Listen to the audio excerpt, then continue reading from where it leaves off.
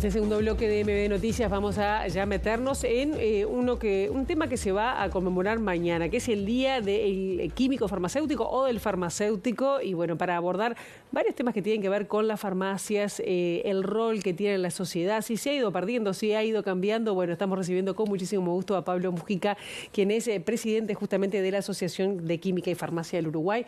Un gusto que estés con nosotros esta mañana. Igualmente, el gusto es mío. Que tenga buenos días. ¿Cómo es que llegan, bueno, los farmacéuticos, no, pero sobre todo las farmacias en Uruguay, con el cambio que ha habido en las últimas décadas en Uruguay con este tema, con las farmacias? Bueno, el tema de las farmacias es un tema complicado en Uruguay.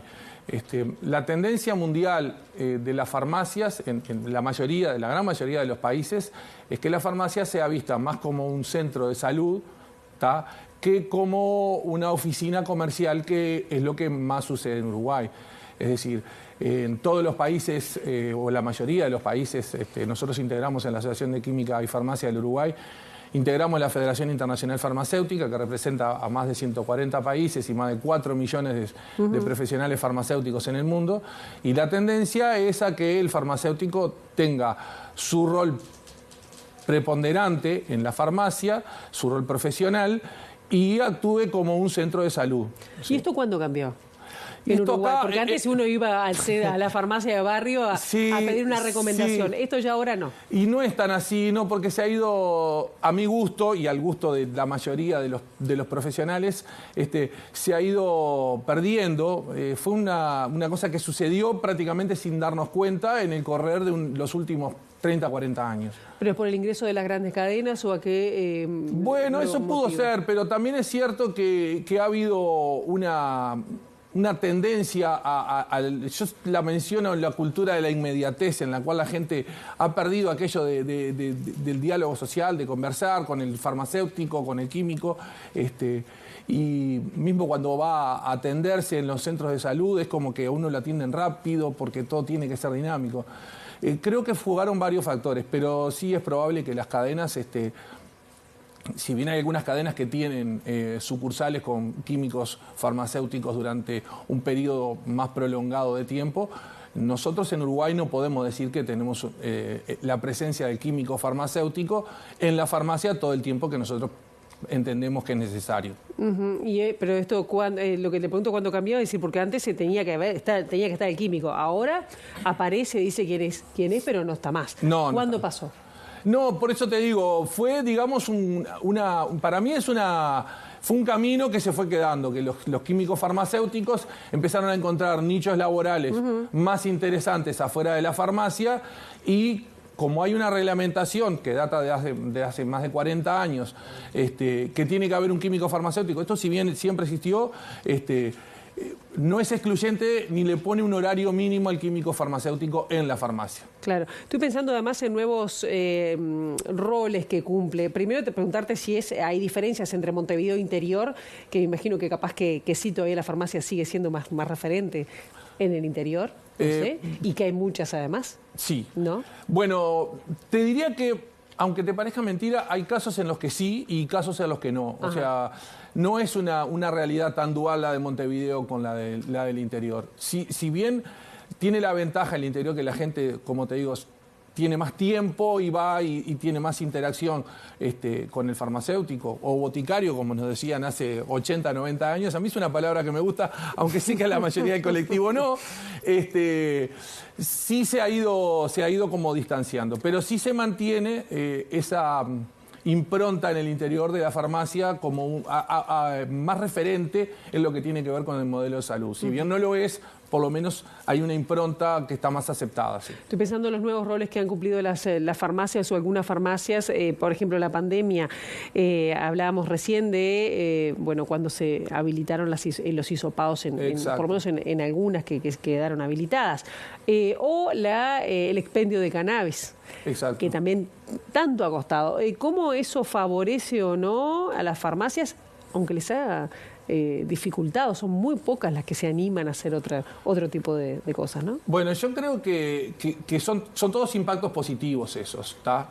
Si bien la distribución de cannabis, nosotros en la asociación tuvimos nuestras diferencias, pensando que capaz que no era la mejor forma la distribución de cannabis en la farmacia. Entendemos que la solución no fue tan mala. Podían haber mejores, tendríamos que haberlas pensado. Se hizo, le sirvió a las farmacias, comercialmente a las farmacias que se adherieron, en su gran mayoría creo que le sirvió.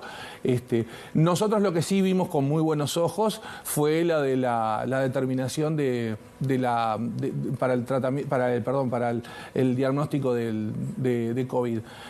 Ahí se demostró que cuando se tiene personal capacitado, la farmacia puede ser una herramienta importante para el sistema de salud.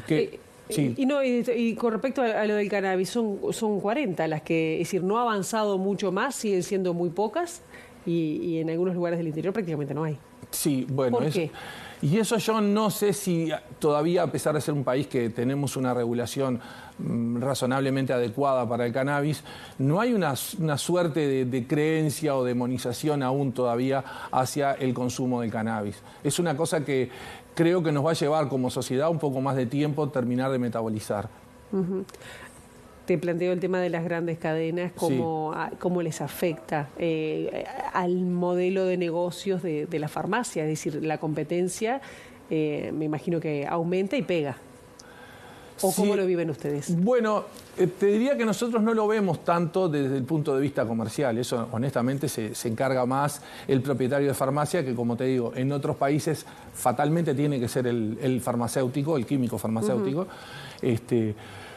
Pero, volviendo un poco a la pregunta, yo creo que, encarándolo tal vez por otro lado, pensando en la farmacia que no pertenece a una cadena, tiene algunas desventajas en lo que tiene que ver con el poder de compra de medicamentos, de negociación por la compra masiva de medicamentos y demás, pero puede tener la ventaja de la atención diferencial que tú misma me decías, que generalmente en una farmacia de cadena no siempre se ve. O sea, la dedicación, el intercambio con el profesional que está trabajando, yo creo que a la larga hacen la diferencia. Indudablemente no lo van a hacer en un tiempo corto, pero es bueno de pensar así. De hecho, en la mayoría de los países del mundo, como hablábamos previamente, el farmacéutico, el químico farmacéutico, como llamamos en Uruguay, en la mayoría de los países del mundo son farmacéuticos, y de ahí a veces la confusión, hace que uno entienda el valor diferencial de ser atendido por un profesional de la salud,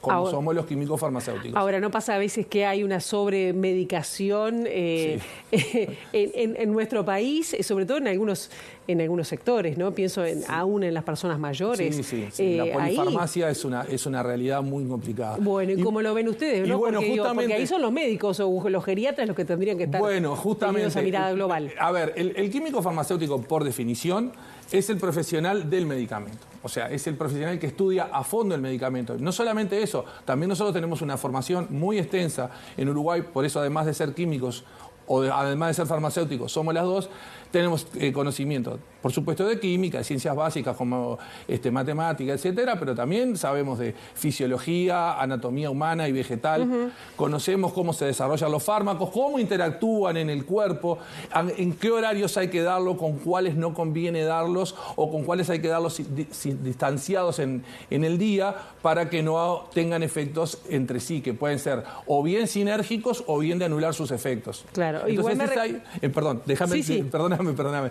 Entonces es ahí donde está el valor diferencial del químico farmacéutico, porque sé que cuando ve todos los medicamentos que tiene, le puede decir al paciente, mire, acá tiene medicamentos que están haciendo interacción, vaya y consúltelo con su médico. Y si no, mire, este medicamento conviene que no lo tome con las comidas, que lo tome de mañana, que lo tome con 200 mililitros de agua, lo puede compartir con otros alimentos, no lo tome con jugo de pomelos, etcétera.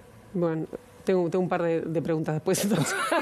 Bárbaro, bienvenida. No, pero, por ejemplo, ¿qué pasa cuando que se ha demostrado la cantidad de medicamentos que se compran, que se ofrecen en las ferias vecinales, sin control, a veces con fechas de vencimiento pasadas? ¿Cómo ven ese problema? ¿Qué mirada tienen ustedes? Es totalmente crítica. O sea, los medicamentos, en principio, salvo algunas excepciones, todos deben ser indicados por un médico. ¿Tá? Los que no, por ejemplo, analgésicos... Los de venta libre, claro. Los de venta libre, que son muy pocos realmente. ¿Tá? Todos los demás deberían ser recetados por un médico. Y cuando el medicamento dice venta libre en condiciones reglamentarias, que es lo que dice a texto expreso de la ley, se refiere a condiciones reglamentarias que tiene que ser una farmacia. La venta de medicamentos en una feria...